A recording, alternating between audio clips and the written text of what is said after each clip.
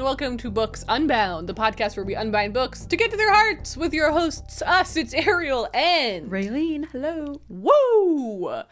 All right, we've got a good old juicy episode for you today because we're doing another reading confessions. Oh, yeah. This is when our dear listeners, specifically our dear patrons, submit their bookish problems to us. And we try our very best as seasoned readers to give advice. Is it always good advice? I think so. We don't promise that. But I think we've been doing pretty good. I think we've been doing a good job. Yeah. And we have some really interesting dilemmas that people have sent in, one of which is about e-readers and Kindles and ethics that literally I've been thinking about for hours. And that's the one where I'm like, that's a very complicated one. Have I helped? Yeah. Have I helped? We're going to see when we get to that. How are you doing, Ray? Good. Yeah, pretty good. It was my mom's birthday yesterday, so we went out for dinner at her favorite restaurant, which is just like the most expensive restaurant in town, essentially. Fun. But it's good. It's a steakhouse, so there wasn't like a lot of options for me. So I just got a bunch of appetizers, and so did Kyle. That's what we did. Oh, we were I like, love instead of spending $50 on one entree, how about we just spend half of that on a bunch of little appetizers? So it was fun. One of the things I got was just like a cheese dip and bread. So I'm feeling pretty good today. Like the dream. Yeah. I'm not regretting that at all. No. A bowl of cheese. Yeah. Cheese really is one of those things where like the way that you're consuming it changes everything about it. Like if I just gave to you 6 huge pieces of cheese and I was like, eat these, that with nothing else, that seems crazy. Yeah. But the second you like wrap it in breadcrumbs and deep fry it, matzo sticks, you're like, well, of course I can eat 10 of those. Yeah. That's so true. It's a lot of cheese. It's like, if it's a bowl of melted cheese, sure, I can eat the entire thing. It's kind of a scary thought. It's a little frightening. We have no control. Yeah. So you had a lot of cheese and life's pretty good. Yeah, that's pretty much it. It's been snowy here, actually. That's the one thing I haven't really talked about yet. I think I teased it last week or maybe the week before, but I want to roller skate so bad, but there's just snow everywhere. Yeah. And I still haven't been able to track down a good kind of indoor spot. I did get some good suggestions from people in comments saying like use parking garages and stuff, but where I live, there really aren't any like underground parking things, at least not like accessible ones that don't belong to people's apartment buildings and stuff. Yeah. I'm still hunting. I know that there are options, but they're like a little bit of a drive. So if I'm gonna do it, I gotta do it, you know? Yeah. So thank you for the suggestions, people. I did see that.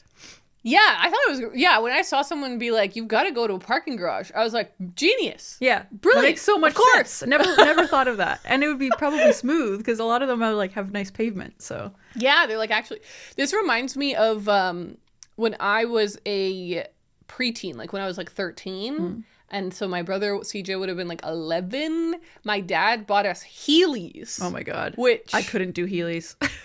It was the dream of a generation to have Heelys. And every now and then I see a kid wearing Heelys and I'm like, yeah. Hell yeah. That's good. So we had these Heelys, but like they are, people know what Heelys are, but they're just a shoe that had one roller skate wheel in the heel. So you had to learn how to like balance just on your heels. Yeah.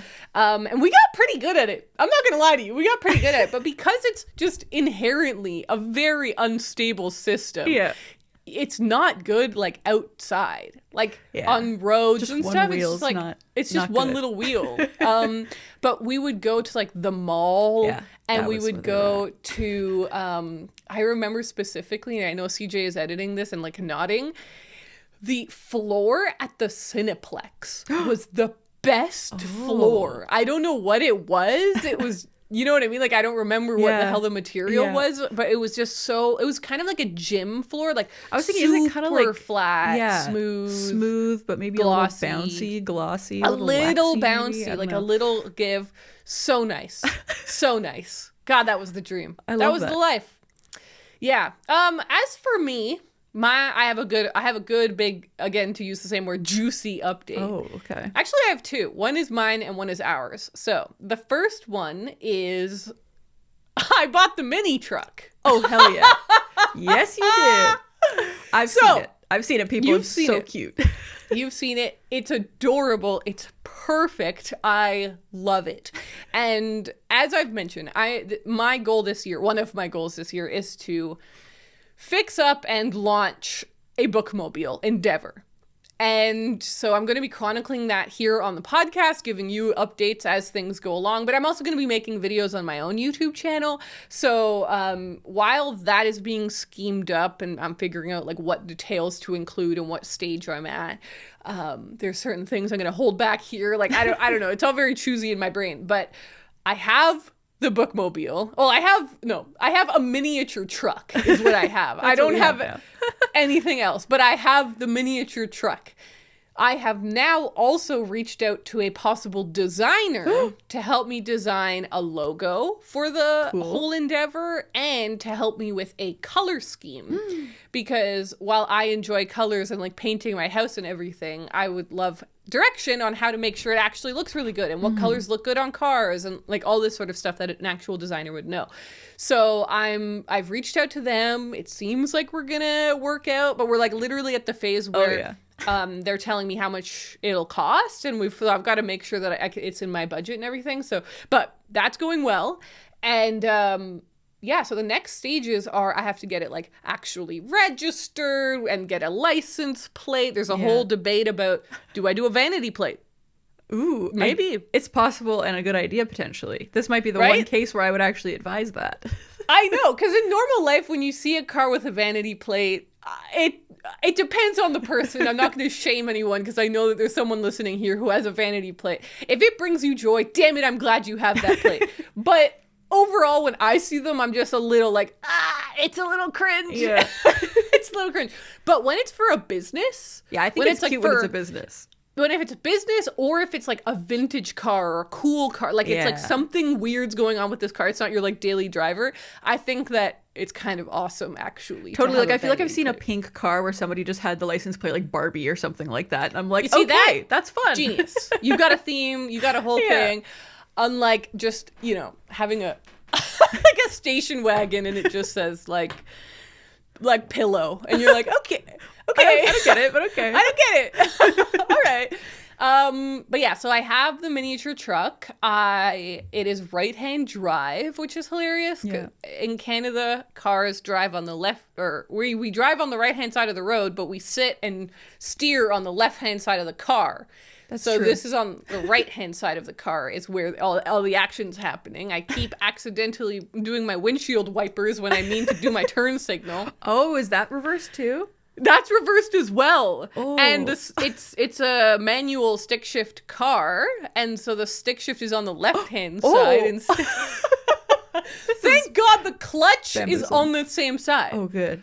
The clutch is on the same side, so the pedals are all the exact same. Oh, that would have been scary. I had a minor crisis. I was like, that would have been a dangerous change because the worst thing that happens if you are slow on shifting gears is that you can like throw on your hazards and like roll to the side of the road. Yeah. But if you accidentally slam the gas when you meant to slam the brake or vice versa or whatever, that's like a crisis. That's bad. But yeah, I drove it home, which was a whole story and a half. Good Lord. It was fine. It was good. It was just slow because we took, Nova Scotia has these beautiful new highways. They're fast. They're efficient. But they're so fast that I was like, I don't think my first big drive should be on one of the new highways. Yeah. Like, I think we should take the old roads.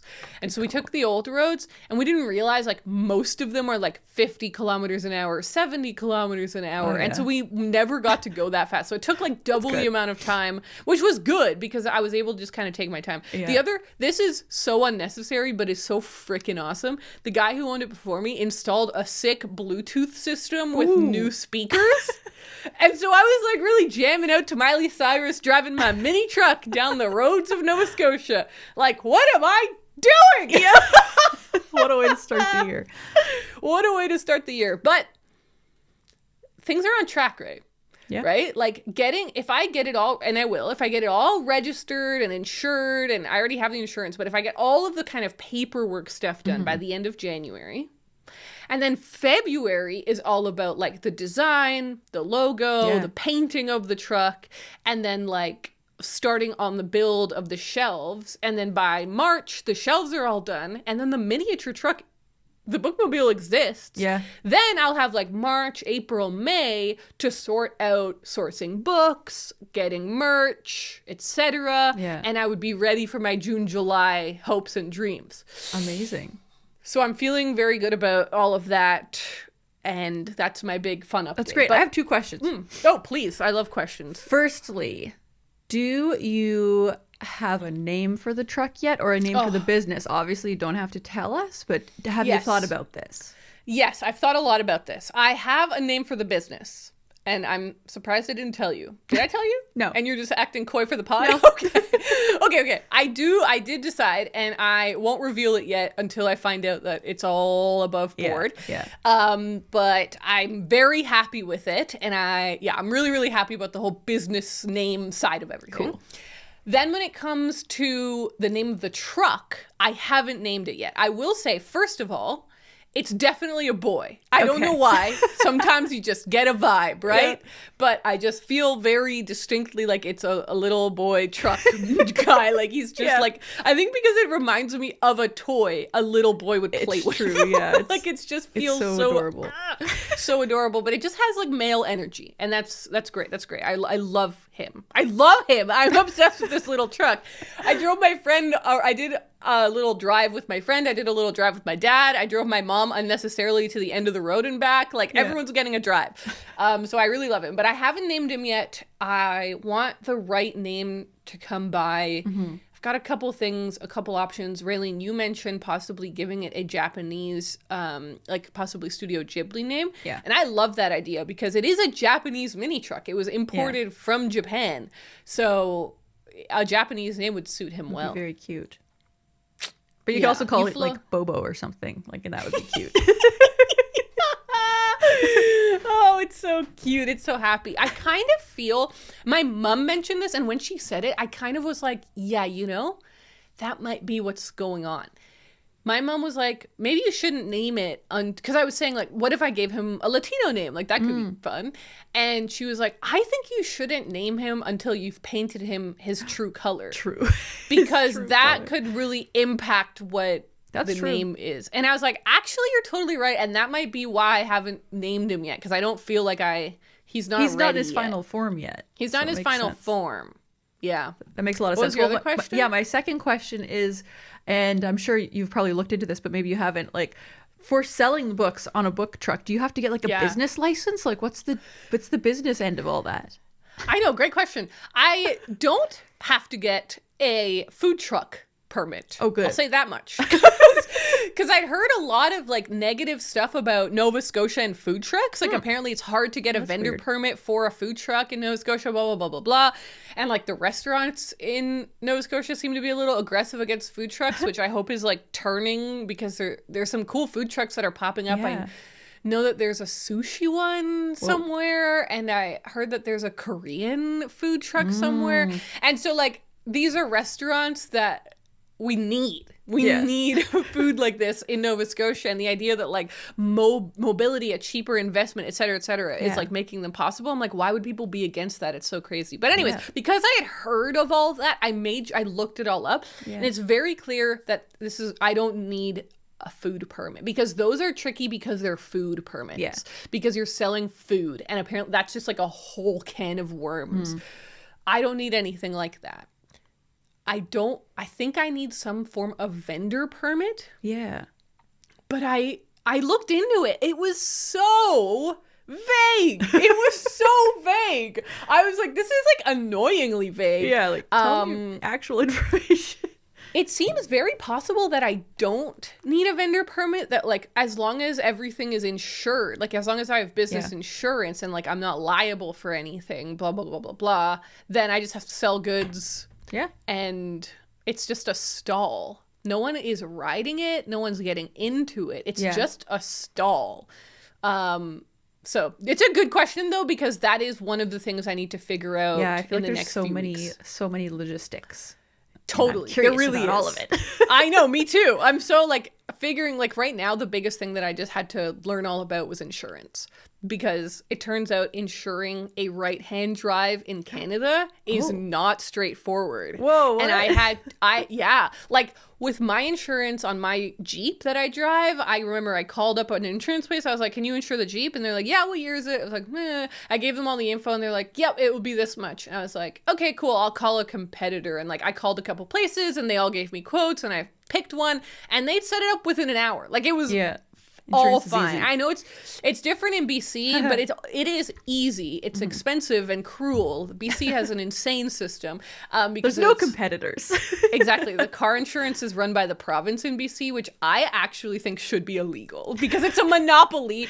Anyways, illegal. This is like my least favorite topic. I hate BC insurance. I think it's crazy. But it's still easy. Like, because they're the only ones who can insure it. And you're done. You walk in and they're like, here you go. And you pay what you pay. And because I will go on the smallest side, because they're a monopoly, they're the most expensive insurance in Canada. Like it's so expensive over there. So anyways, I call this place, the first place, and it's the place that like insures my Jeep. And I was like, can we do a bundle or something? Yeah. And they're like, what kind of car is it? I was like, oh, it's this and this, and it's a right-hand drive. And the woman literally got angry at me. She got angry at me. What? She was upset. She was like, this isn't in my drop downs. I'm gonna have to do a manual insurance. And I'm like, okay. Yeah, I've called an insurance firm. You have to give me insurance. I'm like, or you can say no. Crazy. But you can't get mad at me because you have to manually do it. Okay. So then I called another place. This woman got even angrier at me. And I actually think she was unbelievably rude. Like, I was explaining the whole thing to her. She got kind of aggressive. And then she like was like, well, I'm just going to have to email you the things that I need. And then she didn't email me until the next morning. And she was asking some like complicated questions. Yeah. She was like, how do you not have a commuter vehicle? Because I don't commute anywhere because I don't work anywhere. I work in my house. So my own vehicle is not a commuter vehicle. Right. This vehicle is not going to be a commuter vehicle. So she's like, so how do you commute? I was like, I'm just going to have to call her and explain my job. Yeah. That'll be fun. People love this. And so I call her and I'm like, hi, I'm just calling because I think it'll be easier to explain over the phone. She was like, okay. And I explained my job. She's like, oh, okay, I understand, blah, blah, blah. Yeah. And then I started explaining certain things and she gets angry and she said, this would have been a lot easier if you'd been able to find a left-hand drive. Like, I give a shit. Lady, what are you saying? Like it was so rude. That's not how you treat people. That's not how you treat people. That's not how you treat a client. That's not how you treat a customer. That's like, you know me, Ray. I'm like annoyingly polite. Yeah. I was so friendly to her. And she was just like, if you'd been able to find a left-hand drive, this would have been a lot easier. And I'm like, okay. What do you mean if I'd been able to find? I didn't want a left-hand drive. I want this car. And I need insurance for it. Can you give me insurance or not? Like, just. That's insane to me. I know. So then I messaged the guy who's selling it to me because he was so nice. And I was like, who did you insure it through? Yeah. And he was like, oh, this really small brokerage in Dartmouth. They're really cool. SMK Insurance. I'm just going to say it because they're awesome. Yeah. And they were really chill. They gave it to me the same day. I was like, I'm going to call them. So I called them. Oh, my God. They were so nice. They're just the only people who know what right-hand drive is, basically. I guess. But they were like, I just called and I was like, hi, I'm calling to inquire for a quote about insurance, and it is a right-hand drive. At this point, I'm like, this is my pitch line. And she was like, okay, that's no problem. And I'm like, it's not? She's like, no, we do them. It's a little more expensive. I was like, yes, I do know that. She's like, yeah, I just need to know, have you had your license for over 10 years? I was like, yeah. She's like, yeah, they are really trying to dissuade young drivers from these cars because they're blah, blah, blah. And they're like trying to import these cheap, cool cars and they're just trying to dissuade them. So as long as you've had it for over 10 years, I was like, yeah, I got my license when I was 16. Like, I've been driving for a long time. Also, it's a mini truck, not like a Lamborghini or whatever. Yeah, exactly. She's like, well, you'll be totally fine then. It's just going to take me about half an hour to send you over the paperwork. So then she did that and she emailed it to me. And then I called her back and I ended up saying to her, I was like, thank you so much for being so kind. Like, this has been so fun. And we had a Raylene, we just talked about her 50th birthday for a long time. Like, we had a whole beautiful conversation. But because of that, I was like, you've got to hear what this woman at the other place said to me. And I told her, and she couldn't believe it. She was like, that it doesn't matter if you would have showed up with this kind of car. We need to insure everything. We can insure anything. I can't believe they said that to you. Oh. And then the final email that I got from her with my finalized insurance that I could then take and use to drive the car, her email starts, "Hi, Ariel. Great talking to you this afternoon. I love being able to help people out, especially when they're basically told to go pound sand by someone else." I love 4 exclamation marks. Sand. That's such a funny expression. Sand.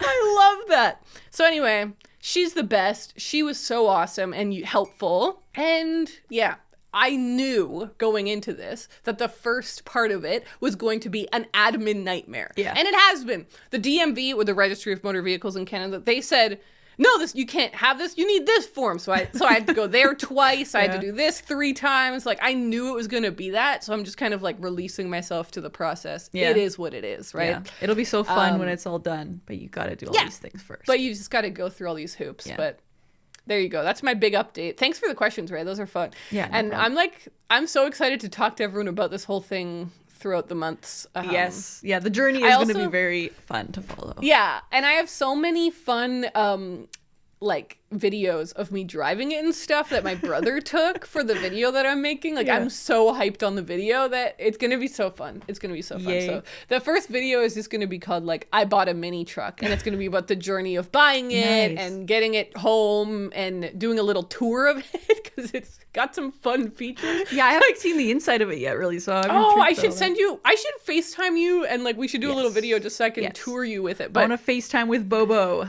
the truck. Yeah. I feel like, you know, I could kind of see it having like a robot name, like that would be cute. Or something. That would be really cute. Give him a droid name. Oh yeah, that's cool. All right, enough about us. Wait, no, there is we've big got us. Bigger news. More about us. More. Okay, we've got huge news, you guys. Yeah, huge. Huge news. Many years ago, we made a promise. A promise we will live to regret. A promise we live to regret, in fact. Currently. We promised back, it was in 2020, right? It was 2020.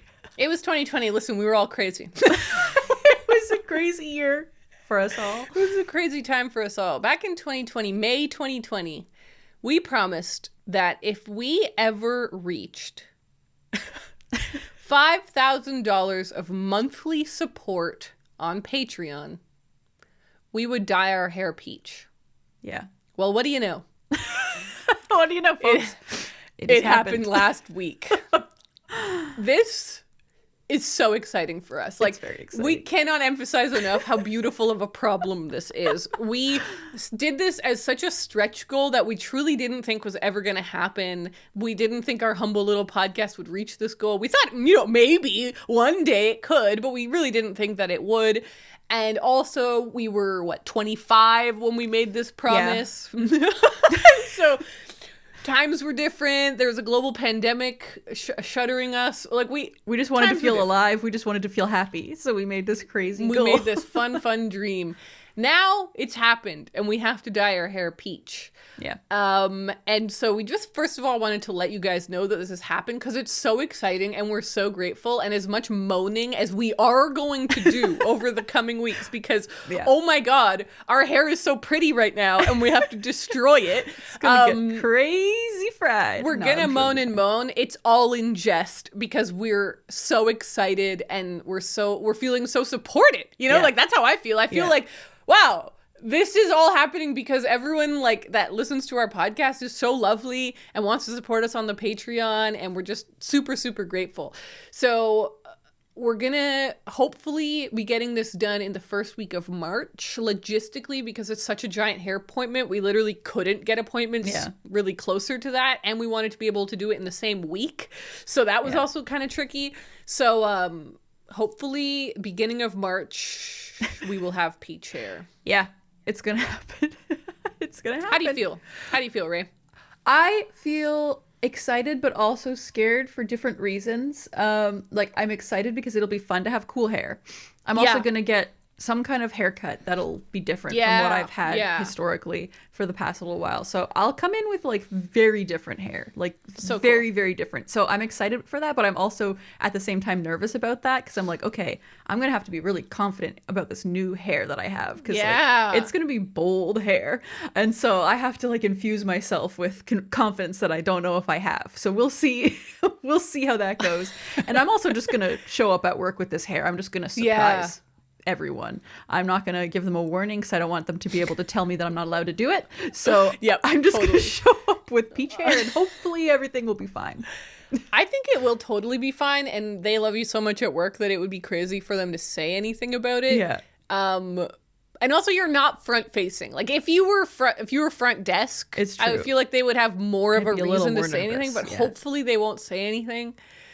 But it is a variable. It is a variable that we're both like, she just has to go to the office with and I'm like, should I like tie my hair in a bun so I look more professional? Should I wear a blazer every day? Like and a hat? And a chapeau? I'm still trying to figure that part out. I think I just need to like wear a blazer every day so I look really professional. Yeah. I think I asked you, does anyone else in the office have colored hair? And you said somebody did and they got fired. Is that right? Yeah, but it was completely unrelated to the hair. It was completely unrelated to the hair. As far as I know, this person had that hair before they got hired, so I think it's fine. So they hired someone with colorful hair. I'm assuming so, because like she kept keeping up the colorful hair. Yeah. But it was like streaks. It wasn't like a full head. So it's tough to say. It's going to be a different vibe. Peach is almost a neutral. It's almost blonde. That's how I feel. It's like I had a dream last night that I had blonde hair. It's really? It's starting to become a reality. It's seeping into my dreams. But in my dream, what happened is the hairdresser dyed my hair blonde and was like, "Okay, we're done for today." And I was like, "No, we need to dye my hair peach." And she's like, "That's all you get for now." And I was like, so I was stuck with blonde balayage, which was it was okay. Pretty. I didn't hate it. Yeah. But I don't want it to happen in real life. That's so funny. All right. Well, there you go, everyone. Thank you so much to everyone who has supported this podcast through Patreon. We are so grateful. We feel very lucky. It's really enabled us to do a bunch of fun things like become a video podcast. Like when we wanted to do that, we had a bunch of upfront expenses like getting Raylene a camera and getting CJ to be able to invest more hours and therefore pay him more because editing video takes about 7 times longer than audio does. So, etc. There was a lot of upfront costs, but we were able to do it because of this. And we have we're doing new segments on the podcast, and when we do those, we want to be able to have nice branding to go along with that. Well, that takes money. So all of this takes money, and the fact that you guys are supporting it just means we can throw a lot of that back into the podcast, which is just sick. So thank you. And as our deepest form of gratitude, we will dye our hair peach. Yeah, and we're excited about it. It's gonna happen. It's gonna be really fun. I'm also the thing that I haven't really thought much about, but that I actually am hyped on, is that we're gonna be twins. That's gonna be so cute. I know. We're gonna on the opposite sides of Canada, coast to coast. There will be two chicks with matching hair. It's so cute. I love it. Oh boy. All right, well, it is time to get into our reading confessions. We're going to be listening to these clips that were submitted by our dear patrons.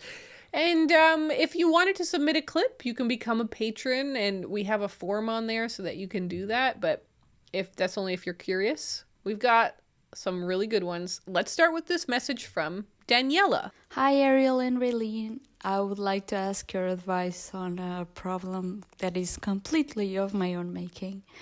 I have currently way too many books on my TBR. My physical TBR is over 300 books right now, and I can't stop borrowing ebooks, mainly from the library. I keep borrowing books from friends, so it just keeps growing, and it gives me huge anxiety sometimes. Sometimes I get so overwhelmed that I can't read anything. So I'd like your advice on how should I deal with this feeling, and also how can I tackle it in a realistic way. Thank you. All right, Raylene, how about you start us off? What do you think about Daniella's woe? Well, this one struck my heart. Because Daniella, I have the exact same problem as you. This is the way I live my life as well. Having a large TBR that just scares me, but I like can't stop buying books because I get so excited about buying books, and people will recommend me things, and I'll take things out from the library. And I've really started kind of dialing that whole habit back. So maybe I can give you some advice. Cool. So I feel like there are two options. Options here. One, either you need to just become okay with having a large TBR and be okay with the fact that you'll never read all of them, or you may not read all of them, and you can just be okay with that. I actually found a quote from an author, Umberto Eco, and I have this because one of my friends actually sent this to me, because she also has she has about 600 unread books. So she was like, she's trying to get rid of some books to try and bring it down. But then she sent this to me, and this is a quote directly from it. "It is foolish to think that you have to read all the books you buy, as it is foolish to criticize those who buy more books than they will ever be able to read. It would be like saying that you should use all the cutlery or glasses or screwdrivers or drill bits you bought before buying new ones." So that's just a piece of the larger quote, but he also kind of refers to books as being like a medicine cabinet. And it's like sometimes you need the perfect medicine, and you can just go to your cabinet and grab it. If it's not there, then you're not going to like get that, healing factor that specific book might give you. So apparently this author had like 50,000 books in his collection or something crazy. So that's an insane level of it. But it's kind of just goes to show like you can live that way if you can kind of just release that pressure that's being put on yourself, because that's how I feel. When I have a large TBR, it's like, okay, I have to read all of those. I did this to myself. I bought myself all of those books, or they've been gifted to me, and like for whatever reason, I have to read them. But over the years, and now this is kind of going into option number 2, which is you can make your TBR smaller. You have to make cuts where you might not normally have wanted to make cuts, because you just can't read that many books, especially if you have more coming in, especially if you're wanting to read books that are from the library or from friends. Like there's just always going to be so many books out there that you have to bring it to a level that makes sense to you. And for me, I'm thinking, I like to think for myself, if I had maybe 30 to 50 books unread on my shelves, like that's a decent amount of books still. That gives me a lot of variety. But I'm still working towards that. I still have like 160 right now. So I'm still trying. But my advice is getting rid of books, like just culling books. And the thing that I know is scary about this, it's like, okay, but I spent so much money on these books. If you start thinking about that, it can be scary and it'll make you not want to do it. But if you just kind of look at your books and think, okay, do I actually want to read these? I bought these ones 5 years ago and I haven't even thought about reading them yet. Maybe those ones should go out the door. And I find the more you do it, the easier it becomes. And so because I'm really good at it now. Like I even have times where I'm like, okay, I just need to reduce my collection so it fits on my shelves. And so I'll look through it. I'm like, okay, that's a book I read and I kind of enjoyed, but I'm never going to read it again. I'm not going to recommend it to people, so I may as well get rid of that one. So sometimes, you come up with your own systems for getting rid of things. Totally. But I think that is the other way. Either you become okay with it or you do something to change it. Those are the two options in my mind. What about you? I love what you said, because it really is almost exactly what I was thinking. Because I do think, I guess this is it, right? These are the approaches. I think on the one hand, you can just accept that you like buying books. Yeah. Like, that's okay. And I actually also pulled some quotes, Ray. Nice. One of them, I remember I had heard this idea that like collecting books was like a wine cellar. Yeah, I love that one too. And so I looked it up and I found it, and I think originally it was said by this Irish author whose name is Ronan Hesian. It was from a tweet, and we'll link that below, but he said, "I said this before, but I try not to think of it as a TBR pile, but more like a wine cellar. You try and time the right combination of mood, energy, and interest so that you pick a book when you have the best chance of getting along with it. And that's what writers prefer too," he says. And I remember when I heard this idea, it clicked something in my brain, because I was like, that is more like what I'm doing. Like when I'm buying a book, I'm not thinking to myself, I want to read this next. Sometimes I am. Like there are a couple of times when I buy a book that I'm so excited about that I like drop everything and I read it right away. That does happen occasionally, but not most of the time. Like most of the time I find a really cool book and I'm like, oh, this is really cool. One day I think I'd like to read this, or this fills this section of my shelves. I don't really have anything like this. This would be really cool to read eventually. And then what happens is one day I'm in the mood for it and I have it. And I'm like, oh yeah, this is exact like Weasels in the Attic. Just like weirdly there's specific, weasels in yeah, it's a very specific one, but like I'm like, oh my god, I have a book about weasels, I could read that right now. And so it's more like this wine cellar thing where it's like when people are buying lovely wines for their wine cellar, they're not thinking we're gonna drink this tonight. They're thinking this will pair really well with a meal sometime down the road, and we're gonna be excited to have it. So similar to your medicine cabinet thing, right? That's so perfect. Yeah, it just feels good to have that perfect book when you need it. And I find that's what's difficult about the library is like, okay, what if I really want to read this specific book, but the library doesn't have it available? Now what? I'm just lost. Yeah. And then you lose the mood and then it's gone, you know? So I agree. Like having a collection is awesome. Like I definitely do love it. And that kind of transitions to this other point that goes along with this whole thing that I forget where I first heard this, but I've definitely heard it from other people before. This idea that collecting books and reading books are two different hobbies. They're not actually one and the same. And when you put the pressure of, I bought a book, so that means I have to read it right away, you're like conflating two hobbies, but they actually don't have to be. And this is how I feel about my reading life. Like, my reading life has very little to do with my book buying life. Somehow they intersect, but not most of the time and not all of the time. And I don't need them to. When I'm in a bookshop, I'm not like, this is what's going to fully influence my next reading decision. Right. No, I'm like, this is going to influence my book collection. Like there are two different activities and two different hobbies. And I think you can care about buying books and enjoy it and enjoy supporting authors and enjoy supporting publishing and enjoy good book design and enjoy the thrill of the hunt. Like I wasn't going to haul it today. I was going to haul it in the next episode. I will as well. But I just got this book at the grocery store. It's called Ella Minopi, a novel in letters. And I was like, oh, that's perfect. I've actually been looking for that book at thrift stores for you and I haven't found it yet. Oh my God, I found it. I'm really glad. I got it for $1 and I was like, this is such a perfect find. Am I going to read this right now? Probably not, but I'm excited about it and I've enjoyed the hunt. Like that to me is a whole collection mentality that is like really fun.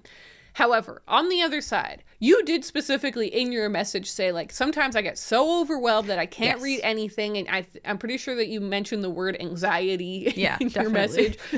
And so if it is anxiety, I think we can turn to my beautiful pal that I'm literally in the midst of. Oh God, I folded the pages. That's not good. Okay, Maria Kondo in The Life-Changing Magic of Tidying Up. So I picked out a quote here. When we honestly confront the things we own, they evoke many emotions within us. Those feelings are real. It is these emotions that give us the energy for living. Believe what your heart tells you when you ask, does this spark joy? If you act on that intuition, you will be amazed at how things will begin to connect in your life. Putting your house in order is the magic that creates a vibrant and happy life. She loves tidying, doesn't she? She's so excited about it. Yeah. So basically, her entire philosophy is, does this thing spark joy? Yeah. When you actually pick up each book, I actually do think you get a little moment of like, I am excited about this. Even if I'm not excited to read it right now, I am still excited to read this. I'm excited that I own it. I'm excited to have it. So I think you need to do an honest to God purge, pull every single book out off of your shelves, and then hold each one and think, do I like this? Do I actually care about this? Yes. And I think that will be she really suggests this, like when you're doing books or like a collection of any kind, like actually pull them all off your shelf. Yeah. 100%. And then because it's the act of like having to put it back on the shelf, having that one moment with holding the book, like actually holding it, that is going to help you really make up your mind about whether you actually care about this book or not. Totally. Yeah. I always find that when I'm reorganizing my books is when I do most of my purging. So maybe that'll help too. Like just even moving them around. And then like that movement and the effort really makes you think like, do I care about these? It's true. It's like, I think she's so right about the physicality of it. She's like, you can look in a drawer and be like, I think I need all that stuff. Yeah.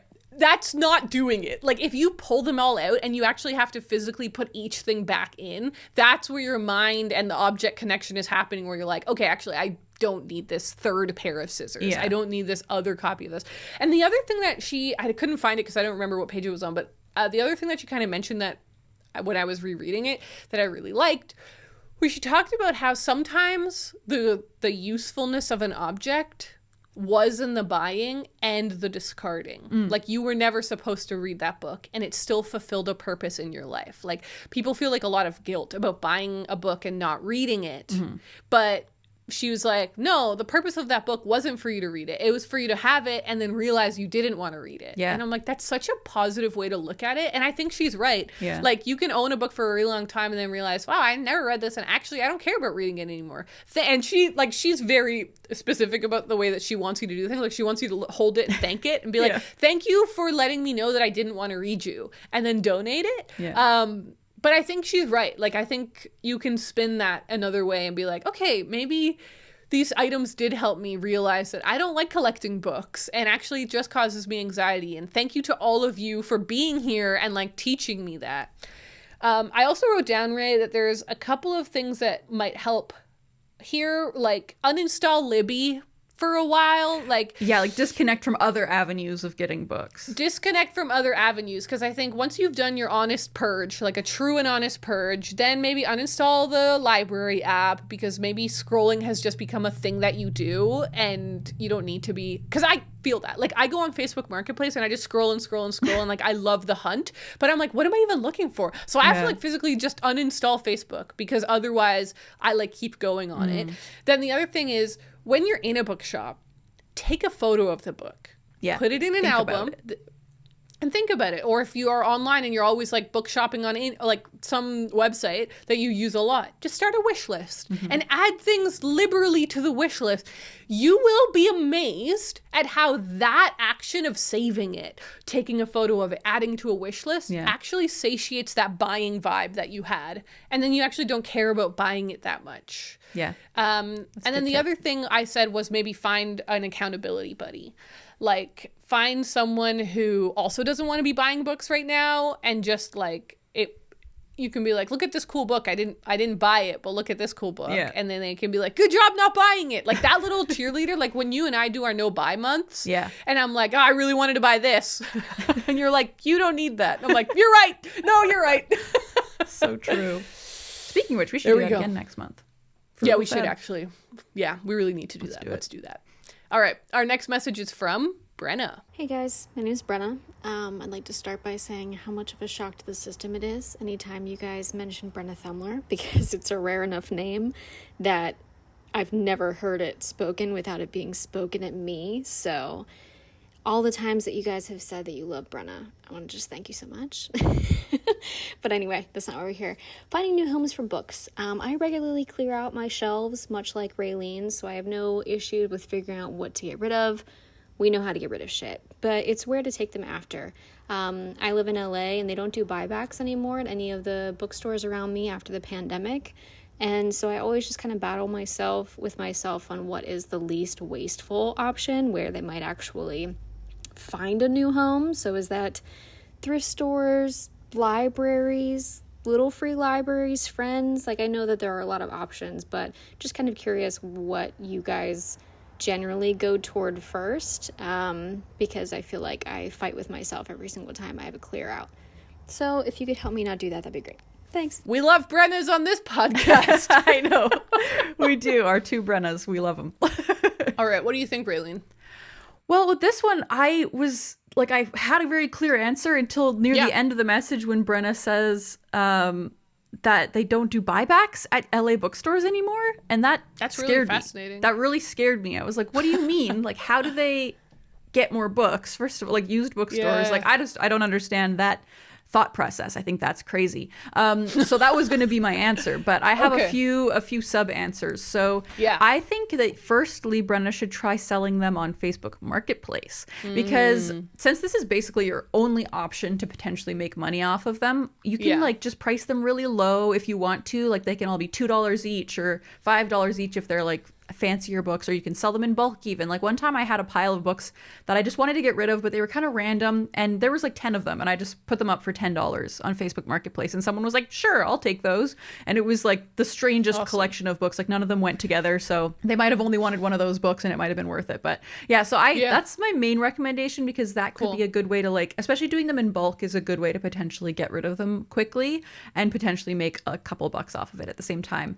But I think the next best option from that would be little free libraries if you do have them. Like Brenna did mention that in the message, and I think that's kind of a big thing in like LA, and like you know, there's lots of people there, so I'm sure there's lots of little free libraries, but I can see there being a problem of them filling up too quickly, especially if you're getting rid of a large amount of books at a time.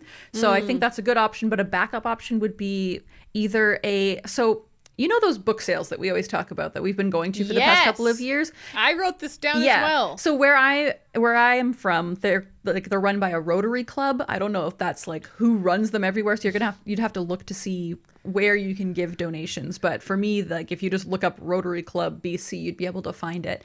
And they just like take donations and then sell them at these giant book sales. So I think that doing something like that is good, because I think it's charitable in some way. I don't really know what the Rotary Club does, but I think they do good things with the money. So I'll hop in on this one just because I had also written this down. In Halifax, the big book sales that happen twice a year are run by, oh God, I forget what it's, the Women's Music Society, and they raise money for women in music. And so it's a charity book sale, and so it's such a great place to donate your books.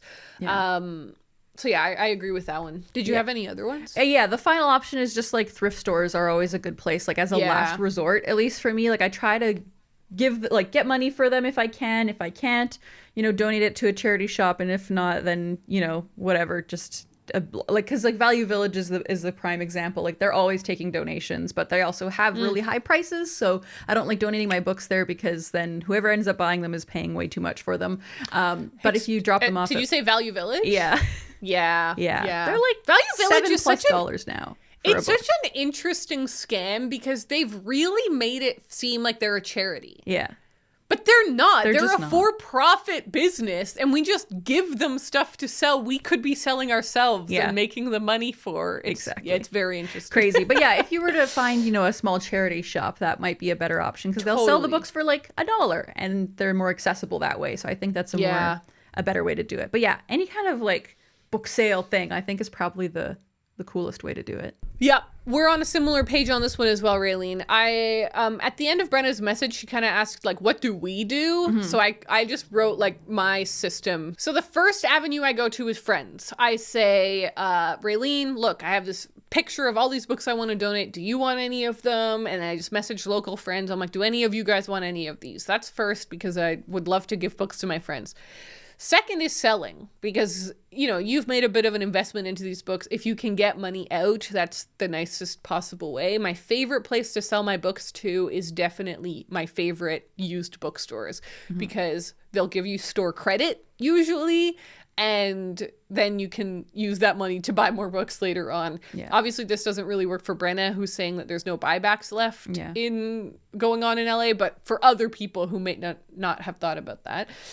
Then after that's really the only place I'll try selling them back to, is like used bookstores. Because Facebook Marketplace, you're totally right. It would work. I just am like, I can't be bothered. It's a pain in the ass. It's a pain. And I live in such a rural place that I'm like, there's no one buying stuff here. Like I'd have to set it up for a Halifax pickup, and oh my God. It's a nightmare. So then the next thing I would do is donate them. And exactly like you're saying, like I've written down, try and find a book sale for a charity, or find a food bank. There's a food bank near me that has a thrift store, and like it's a thrift store, and all the money raised there goes to the local food bank, and they take books, so I would donate to them.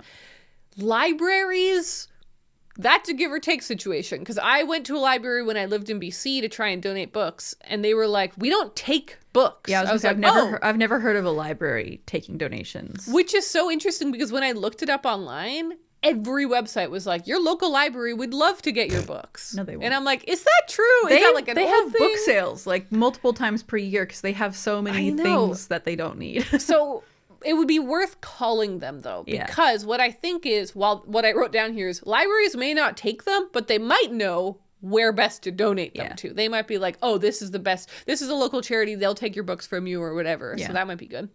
Next one.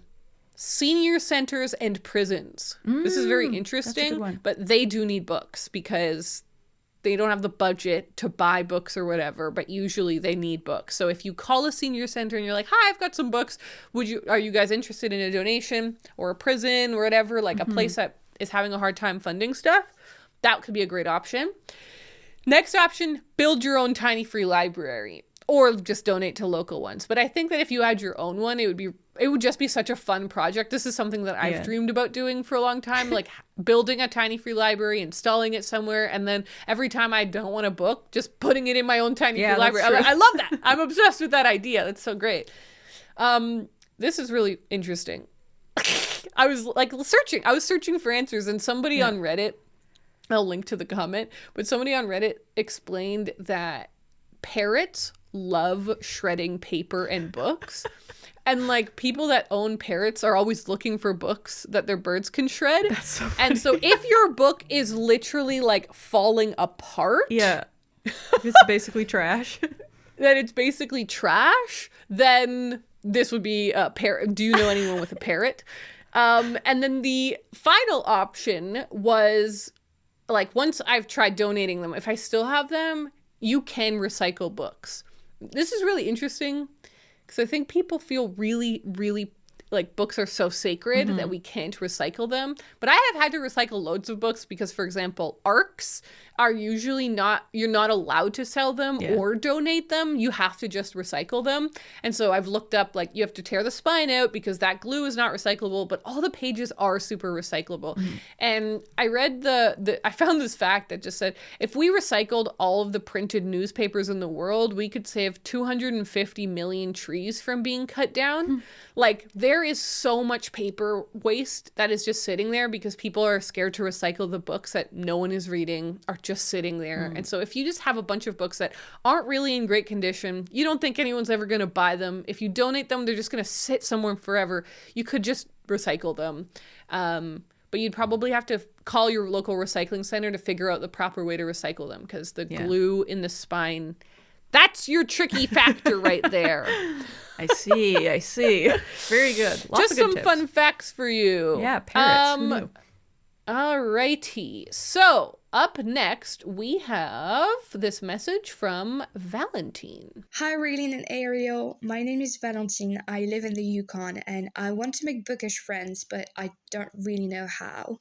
I love consuming book content on YouTube and listening to books Unbound, but I have been wanting to connect with people in real life who love reading and books as much as I do.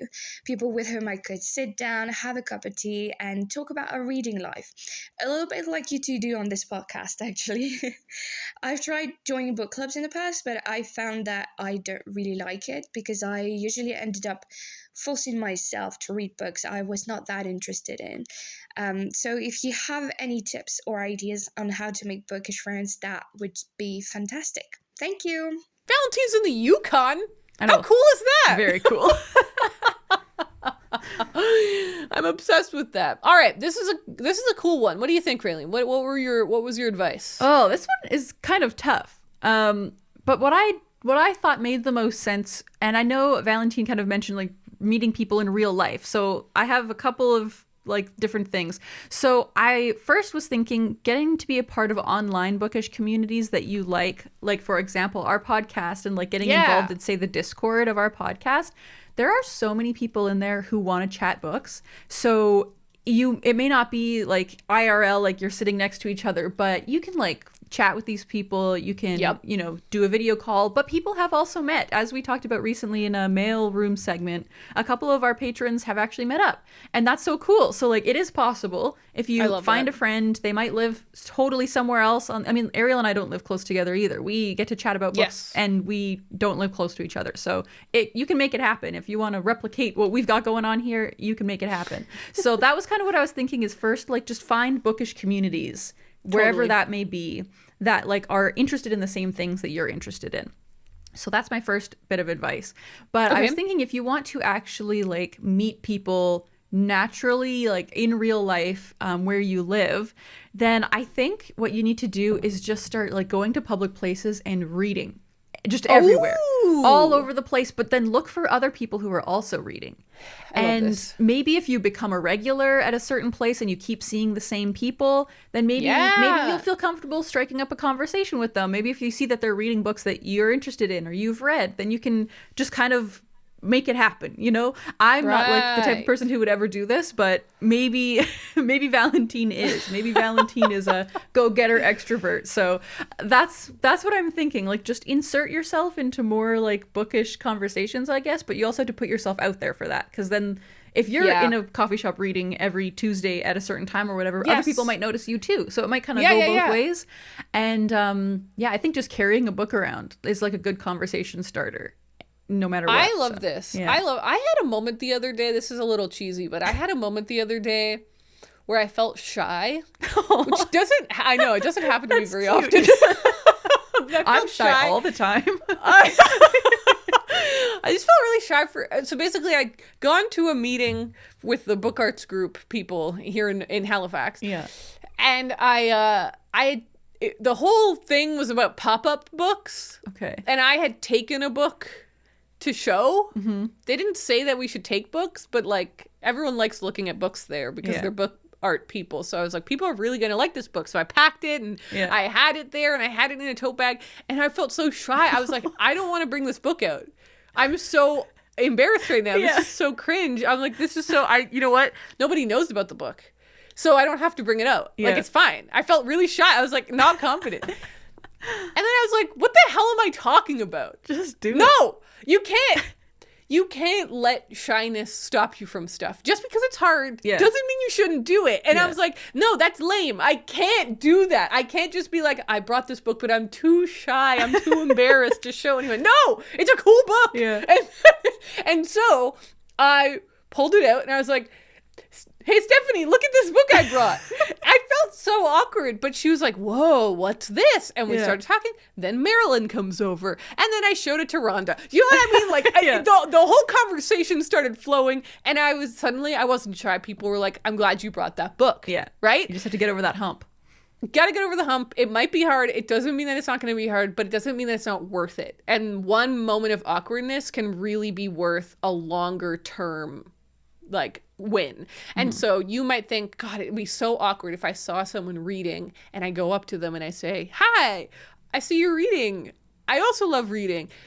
You might think that's so awkward. And what if they hate you? You'll get the vibe right away. They'll be like, I don't want to talk. And you're like, okay. And you leave. But you'll find someone who wants to talk because they also want a bookish friend. Exactly. There's going to be someone out there. You just have to search for them. Because that's the thing. Like, just making friends in general as an adult is so hard. Like, this is a thing that I hear all the time and I agree with. Like, my friends are all met through work for the most part. Like, most of my people, it's like I either worked with them at the bookstore or like you and I, like, we're work buddies in a way. Like, we met through our industry or whatever, like whatever you want to call it. So it's all like related to an activity that you do. So if you're, if you are part of a roller skating community, I'm sure you've made lots of friends with your roller skating pals and stuff like that. Like, all of these things happen because you've done some kind of activity or work. Can't wait to be friends with the mini truck community. Exactly. You're gonna meet so many interesting people when you start selling books at flea markets and stuff. Like, I'm sure there'll be regulars who you'll like never would have met these people, but they're gonna become your pals, I bet, because I'm so excited. Books. Yeah. Okay, so what I wrote down here was sometimes you have to be the starter. There are often lots of people who want a thing, but are a bit too busy or a bit too shy to be the ones to start the thing, but they would be down to attend the thing once somebody else has done a little bit of groundwork, whether maybe their job is a little too exhausting, or they're just a little too shy to be the one to start it, but they would be the ones to show up. Yeah. So sometimes it falls on us to be the starters. Just very similar to what you were saying, Ray. And I was thinking, like, Valentine was willing to send our podcast a message. You seem like a self-starter to me. So here are some ideas I had. Number one, get in touch with your local bookshop or your local library. They might already have a reading program. What I have found, like a reading club program, what I have found is that libraries are really bad at marketing because they don't hire a marketing person because it's run by the government. So it's not like they don't have budget for marketing. But because of that, they're like terrible at marketing stuff. Like I found out that my local library does all sorts of stuff. I've lived here for 3 years and I had no idea because it's only on their website. Yeah. I'm like, who's my library's like that too. Website? I've been a part of it since I was an actual child, and I looked once a few years ago and I'm like, oh, they have a knitting club that I can just mine show has up a at? knitting club. Mine is a knitting club. I'm like, who told? Yeah. What? But like there's buried. no posters around the library. Like you would never know. No, there's no posters, there's no info, there's nothing. And then like on the website, it's not even on the main page. It's like in our hidden events page. Ridiculous. Anyways, reach out to them. They might already have something that's going that you're just not aware of. Similarly with your local bookshop. Your local bookshop might be a great way to find people because people that like are going to bookshops usually I find are pretty cool. So you might find some pretty cool people at your bookshop. Same with your library. Like these are just hot spots, right? That's true. Start a little free library. Join Brenna. Start a little free library. I think when you start a little free library, you could totally have like a little note on the inside of it that says, if you read a book here, let me know what you think, and then put your Instagram handle or whatever. Like that would be a way to connect with people. Start a radio program. Now you might be thinking, Ariel, what the hell are you talking about? You always have crazy ideas. I love it. My dad was stationed in the Yukon for a while when he was a training pilot, and he started a radio program when he was there. Oh my God, be like Ariel's dad. Be like my dad, the coolest guy I know. And so when you said that you were from the Yukon, I was like, you could start a radio program. In my brain, everyone in the Yukon can do radio. That's surely not right. That's so funny. But yeah, so basically, though, I was like, you could, though, because in local communities, they're dying for someone to go on the radio. So you could probably start like a 1 hour weekly radio show where you're like reaching out to people. Basically, I'm just trying to jig your brain into maybe there's some little idea that sparks of a way to get incorporated. My kind of last idea that I wrote here was start like something like a Yukon Readers Club Instagram where you just post about bookish stuff that's going on in the Yukon or in Yukon territory, because that often is a thing that pulls people together. Someone who's organizing news and events, like you're suddenly the person who knows about everything. You're starting to meet people who are hosting stuff. That might be the way. And then finally I said, if you do start one of these, let us know and we will promote it on our podcast. If you start a radio program, a reading club, a literary society, let us know. Because you also mentioned, we didn't talk about this explicitly, but Valentine mentioned like they don't want to do a book club. Yeah. Don't do a book club. Yeah. There's so many other ways. You don't need a book club. Yeah. You don't need that. No. All right. Our next message is from Rachel. Hi, Ariel and Raylene. My name is Rachel, and I'm calling from Washington, D.C. My bookish problem is that my favorite books bum me out. I really love reading books about disgruntled housewives and mothers who are at the end of their rope and their lives start taking crazy turns. A lot of the books have a surreal or sci-fi twist once the lady really goes off the rails. I think the prototypical example is The Yellow Wallpaper by Charlotte Perkins Gilman, but recent favorites include Night Bitch by Rachel Yoder, Mrs. Caliban by Rachel Ingalls, and Chouette by Claire Oshetsky. It's kind of a subgenre of the unsound women genre that you guys like. The problem is that even though I really love these books and they really resonate with me, they also really bum me out and sort of make me spiral about my future as a woman. I'm only 24 and I feel like my ideas of marriage and motherhood have been really biased by reading these books for like 7 years. I mean, it's not all that I read, but you get the idea. What should I do? I don't want to stop reading these books, but I also don't want them to ruin my day. Rachel from Washington, D.C. says, my favorite books bum me out. That was really sad to hear. What do you think, Ray? The key is balance. That's what I have to say. So I also like feel this way like about different types of books, but I love reading stressful books. You know, I like reading things that are kind of stressful or that are like about unsound women just like going crazy, doing crazy things, or like, you know, crime, like true crime documentaries and stuff. Like as far as like things I'm consuming, I also have that, but you can't just do it all the time because then it'll bum you out. So you just have to balance it out. So that's the main part of my advice. But my more specific advice is that maybe you should try finding some other books that are about marriage or motherhood, but are a little bit more positive and like aren't that kind of unhinged sci-fi weirdness. So maybe just finding some books that are kind of grounded in reality and are about, you know, real people and like the way, you know, maybe a more normal, more quote unquote normal relationships. And so I did have a couple of recommendations. I haven't read a ton of books. Oh, really? Great. I also brought a stack, so this is perfect. I love that. I forgot to bring them, so I don't have them in front of me, but I wanted to recommend The Time Traveler's Wife. Yes, it's sad, and yes, it does have sci-fi, but it is very much about a loving relationship and like the trials and tribulations of being married. I also wanted to recommend Forever Interrupted by Taylor Jenkins Reid. Another one that's kind of sad and like kind of different because this one, they're all sad, but maybe that's better than stressful and better than bumming you up. But this one is interesting because it's about a married couple who they get married, and a week after they get married, the husband dies. So like they barely had a chance to be married. So it's an interesting situation. Taylor Jenkins Reid is good for that. But then the final one I wanted to recommend is An American Marriage by T.R.E. Jones. And that's one I read a couple of years ago, and it was so good. Like, it is a bit stressful because that one is also about like a situation where something bad happens to the husband. He gets incarcerated wrongfully, and it's just like a very stressful book, but very beautifully written, and like the characters feel very real. And I think about that book all the time, actually. I really need to get my hands on a copy. So yeah, I feel like if you read some books that are just like a different vibe but are still about marriage, like maybe it'll make you spiral about your future a little less because you can see a different perspective.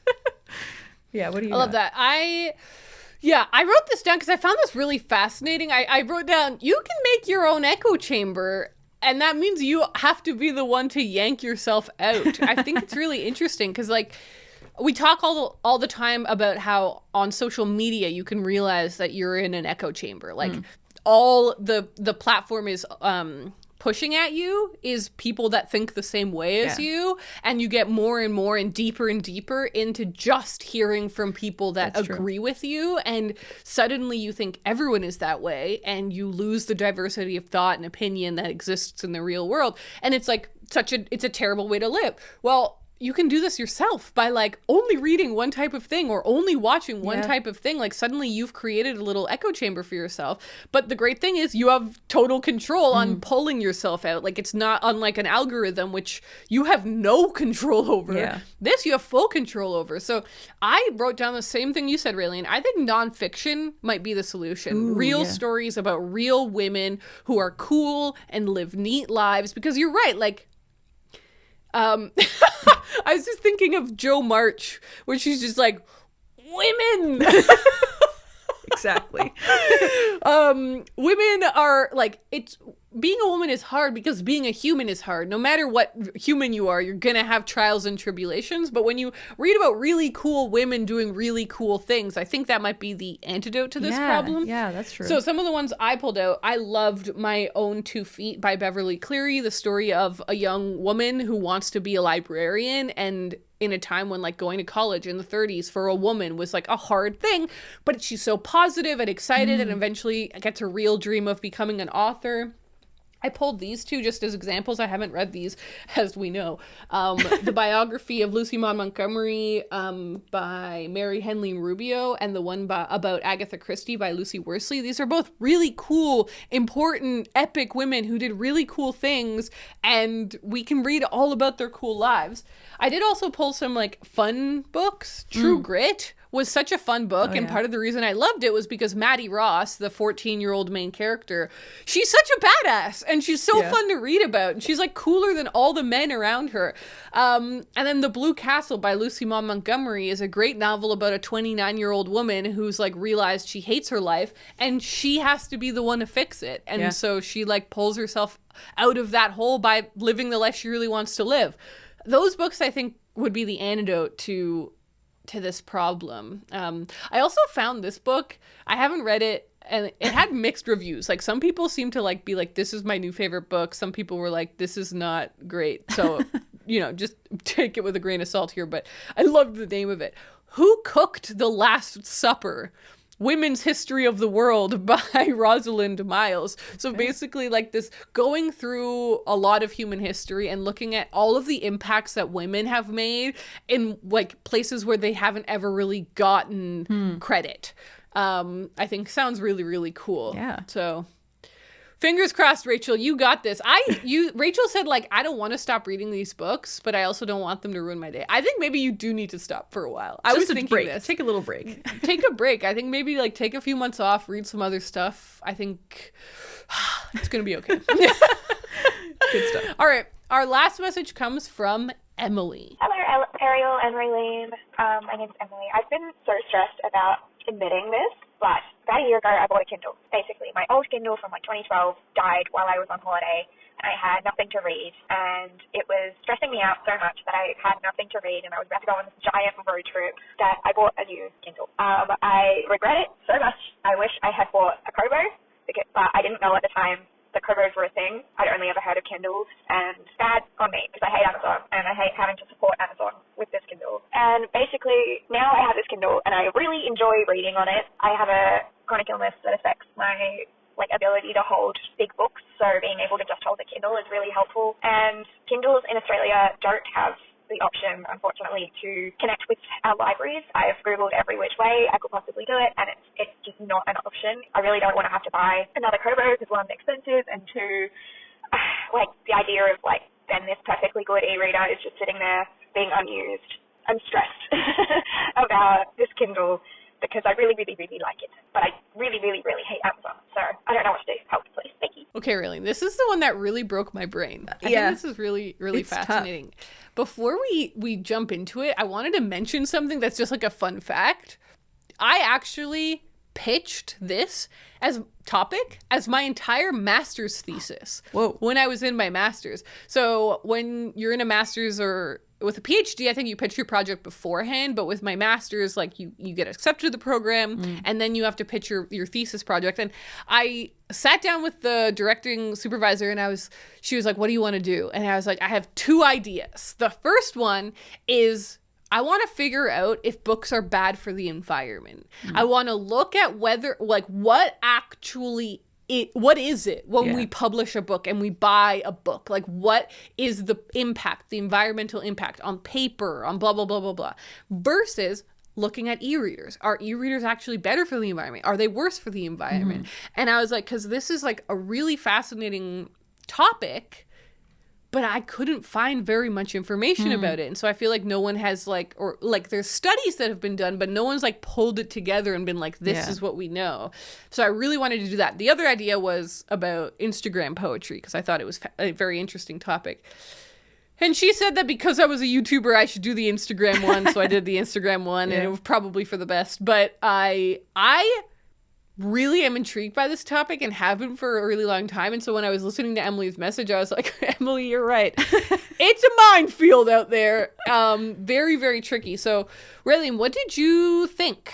What did you write down for this one? Well, first, I thought that it was crazy that you can't use the library for ebooks in Australia. So my first suggestion I think it's only Kindles. Oh, just Kindles. It's just Kindles. So, It's just Kindles. It's just Amazon being evil and blocking libraries. Because I was like, maybe you should move. In Canada. That was my first bit of advice. Was maybe move to a different country.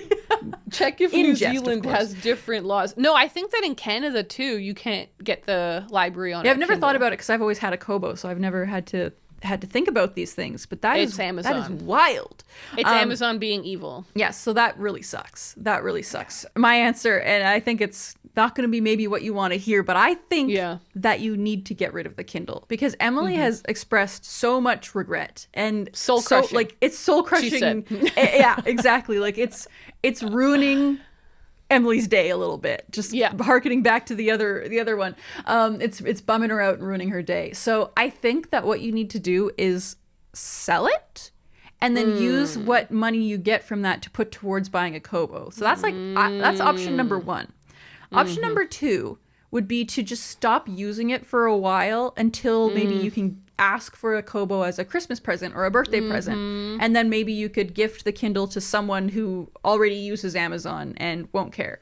Because another thing I saw when I was kind of doing some research online, Amazon has like a Kindle buyback program, but that's only useful if you want to then use money to buy some more stuff from Amazon. Like they give you a gift card, but it's for Amazon. So it would only be useful if you're someone who actually wants to support Amazon. But that's interesting. That is interesting. Though. Yeah. So that's like an option potentially, but not a good option. But so my main thought process is you need to get rid of it and get a new Kobo. Whatever way you do that, I'm thinking like maybe try selling it on Facebook Marketplace, or look locally and see if there's any places that would, like, you know, tech places that would give you money for it. Like maybe you could try that.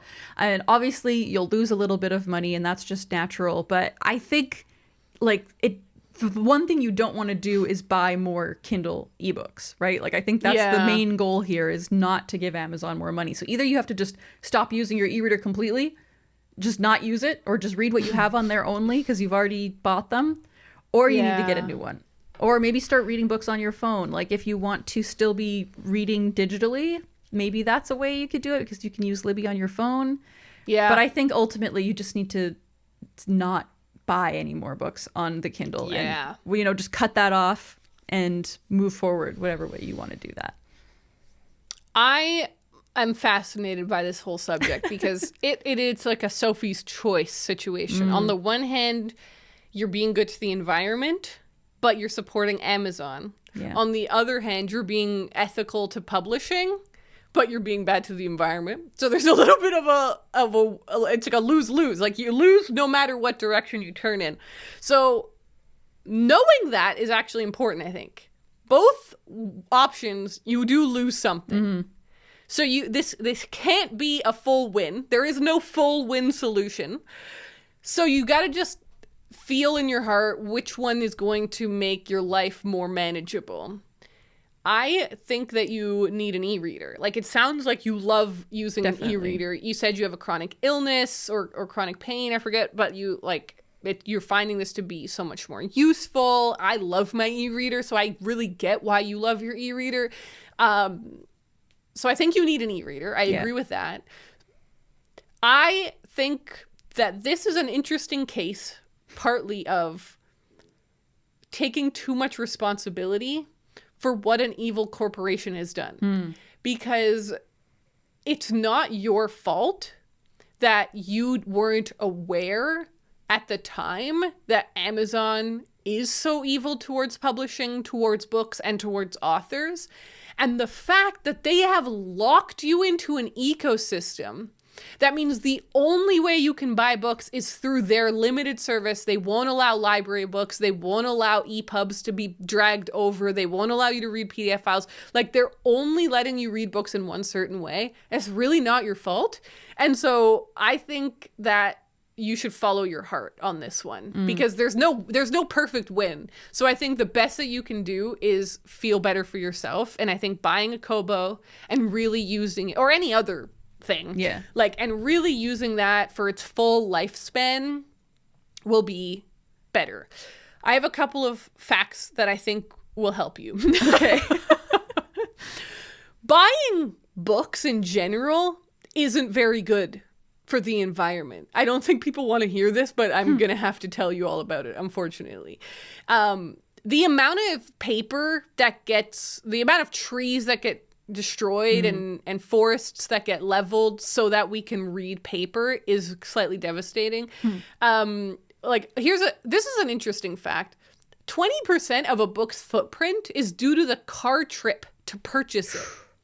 Ooh. The amount of time that you're spending burning gas to get to your bookshop because you want to buy a book, or on Amazon, the amount of gas that's being spent by an Amazon delivery truck to get it to you, that's terrible for the environment. It's like terrible. This little thing that you're going to go get because you want it right now. It's really bad. It says 50% of the environmental footprint is due to the production of pulp and paper because of heat production and bleaching, because we want paper to be white. Yeah. We don't want it to be gray. But then when you look at e-readers, they're also terrible because they use like these really minerals. They use minerals that you have to mine, right? So the truth is that just reading in general isn't great. Yeah. Nothing is great.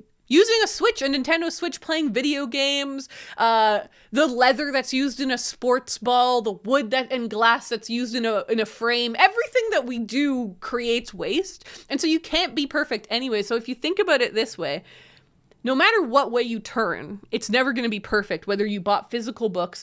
And by the way, there's about a 20 to 50 book amount that you need to read for your e-reader to even out. So if you read let's say 30. If you read about 30 books, I remember I had to do a bit of a pitch when I did my master's project. So I learned some facts. But when you read about 30 books, probably your e-reader has now done as much environmental impact as if you had bought those as paperbacks. Oh, okay. And if it's hardcovers, it's less, because hardcovers are even more exhaustive on the internet, on the environment. So if you've read about 20-ish, 30-ish books on your e-reader, you can feel about as good as if you'd bought 30 books from a bookshop. Okay. So it's like it's not like an e-reader is really bad and God, I shouldn't have even gotten into the ecosystem in the first place. Everyone who's buying physical books is doing the exact same thing. So here's what I think would be the ultimate thing you could do to absolve yourself of this problem. Figure out how to recycle your Kindle. So if you want to completely remove it from the system, like you feel bad selling it to someone because now they're just going to go on and use it. And you don't want to gift it to someone because they're going to go on and use Amazon. Go to your recycling center and figure out how to recycle it. Like you can rip the case apart and put that in plastics, and the screen goes in this type of plastic, and the battery goes in this type of battery, and reducing it to the smallest bits that you can and properly recycling it is the best thing I think that you can do. That's a good tip. I've thought about this for a long time now. I literally would have not thought of that at all. I believe that is your best bet because it will actually return some of that material back. Making it not as much of a loss. But I agree, Raylene. I think that what Emily needs to do is buy a new Kobo, because at the end of the day, it's not going to make that big of an impact. The truth is, like, I felt really bad as I was listening to this message because I was like, I feel this. I really feel this. And it's so awful that, like, the consumers, I think we have some responsibility, but the consumers have almost all of the responsibility put on us. We have to be perfect and know what everything is doing. Whereas why isn't Amazon being held responsible for all of the awful stuff that they do? So I think ultimately, get rid of the Kindle. Get it out of there. Get it out of there, because reading should be fun and happy. Correct course. Think about it this way too. This was the other idea I had. How long were you going to use that Kindle for? 5 years? 10 years? Say it was 5 years. Just get a Kobo that's going to last you 10 years, and then it would have doubled out anyways. Yeah. Thank you. Very good. Very good. Very good. All right. We are going to go record our Patreon mini podcast, The Movie Tub, where we talk about the movies and things that we've been watching.